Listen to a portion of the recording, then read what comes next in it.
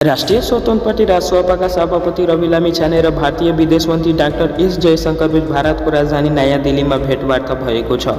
भारत भ्रमणमा रहनुभएका सभापति रवि लामिछाने विदेश मन्त्री डाक्टर जयशंकरबीच आज भएको भेटवार्ता गर्नुभएको हो। सभापति रवि लामिछानेसँगको भेट आपसी हित, विकास, साझेदारी तथा जनस्तरको सम्बन्धलाई थप सुदृढ बनाउने विषयमा केन्द्रित रहेर छलफल भएको छ। भेटवार्तापछि सामाजिक सञ्जालमा एक्स ट्विटर मार्फत धारणा सार्वजनिक गर्दै भारतीय विदेश मन्त्री डाक्टर जयशंकरले राजसभा सभापति लामिछाने र उहाँको प्रतिनिधि मण्डलसँग भेट्न पाउँदा खुसी लागेको उल्लेख गर्नुभएको छ। उहाँले दुई देशबीचको विकास, साझेदारी र जनस्तरको गहिरो सम्बन्ध यस क्षेत्रको विकास र समृद्धिलाई अघि बढाउन महत्त्वपूर्ण भूमिका खेल्ने विश्वास समेत व्यक्त गर्नुभयो।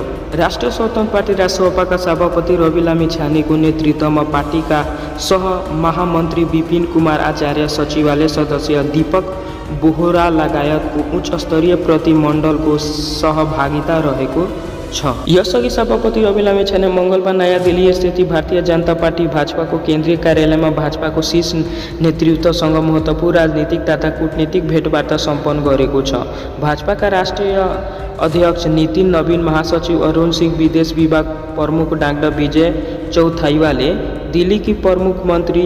दिल्लीकी मुख्यमन्त्री रेखा गुप्ता लगायतका वरिष्ठ नेतासँग भएको यस द्विपक्षीय छलफलले दलगत कूटनीतिको अभ्यासलाई अघि बढाएको छ।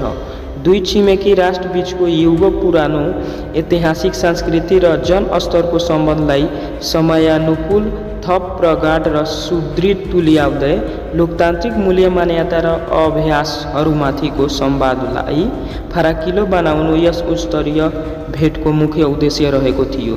यसका साथै भेट सुदृढ सांगठनिक निर्माण, तल्लो तहसम्मको जनसम्पर्क, विकासमुखी सुशासन र समकालीन राजनीतिमा नयाँ पुस्ताको नेतृत्वदायी भूमिका सम्बन्धी रणनीतिक अनुभवहरू आदान-प्रदान भएको राजसभाले सामाजिक सञ्जाल मार्फत जानकारी गराएको छ।